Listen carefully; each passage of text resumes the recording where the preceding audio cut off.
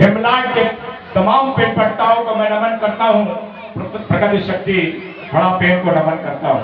आज के कार्यक्रम के मुख्य अतिथि बैरिया क्षेत्र के लाडले विधायक सम्मानीय बड़े भाई संजय वीके जी कार्यक्रम की अध्यक्षता कर रहे हैं।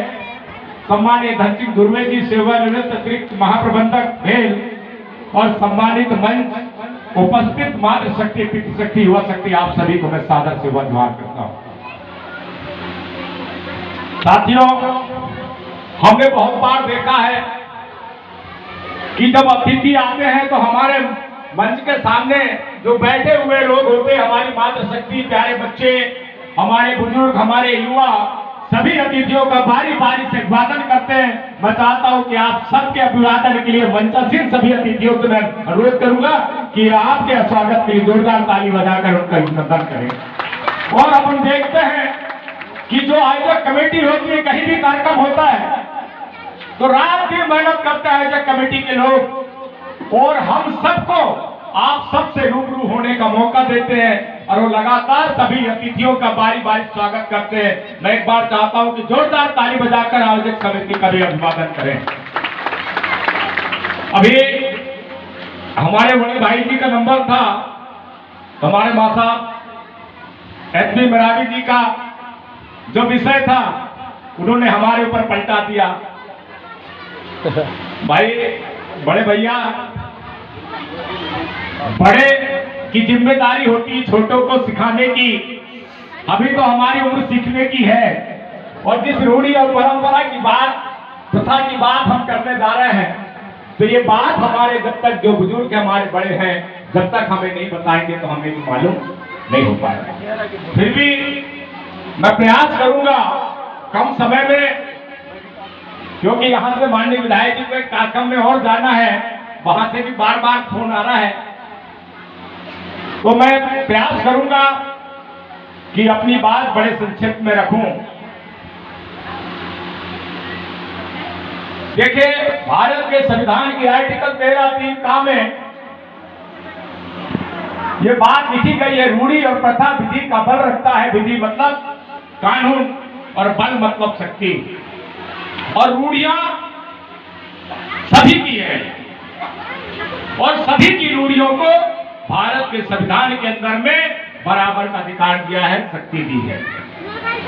और वैसे हमारी जो रूढ़ी है, हमारे बहुत सारे वक्ता, हम लोग बहुत जगह मंच पर बोलते हैं कि आदिवासी की रूढ़ी और प्रथा विधि का बल रखता है, और आदिवासी की संस्कृति जो है, उसकी जो प्रथा और परंपरा है, उसकी जो रूढ़ी है, वो दुनिया में सर्वश्रेष्ठ है, दुनिया में सबसे अच्छी है। भारत में ही पूरे विश्व के अंदर में सबसे अच्छी है।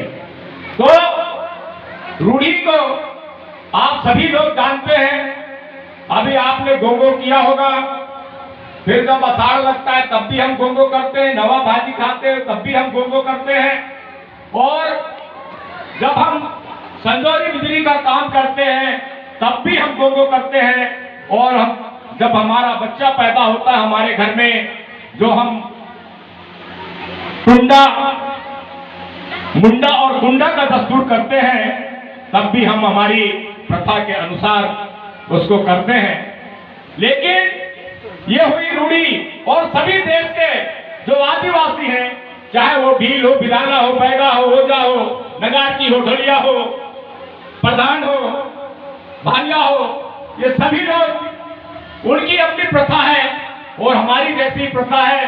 बस थोड़ा सा, चाहे वो झारखंड का हो, चाहे पश्चिम बंगाल का हो, चाहे महाराष्ट्र का हो, चाहे राजस्थान का हो, गुजरात का हो, इनकी भी रूढ़ी हमारी जैसी रूढ़ी है, वो भी गोंगो का काम करते हैं, लेकिन प्रथाओं में परिवर्तन होता है। जैसे हर गांव में, हर गांव की कुछ दूरी पर जैसी भूमि का कलर बदलता है, जैसे भूमि का आकार बदलता है, वैसे हमारे रूढ़ियों प्रथाओं का भी आकार बदलता है। हमारी पद्धति जो है, जो परिवर्तन होता है।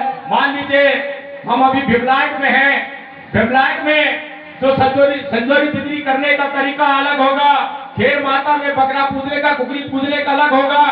तो ये होता है, जैसे उसको दूसरी तरीके से मान लें कि हम कहते हैं जैसे कुसरे के यहाँ जब शादी होती है, कुसरे के यहाँ जब शादी होती है तो लड़का का जब शादी होता है तो वो सुअर काटते हैं, और लड़की की शादी होती तो मुर्गी काटते हैं। काटते हैं कि नहीं?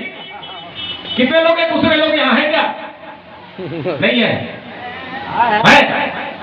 भाई मैं पूछना चाहता हूं कि एक ही घर में, एक ही कुल में दो तरह के नियम क्यों? लड़का के लिए सूरा और लड़की के लिए चीवा। FIR होना चाहिए कि नहीं होना चाहिए? होना चाहिए कि नहीं?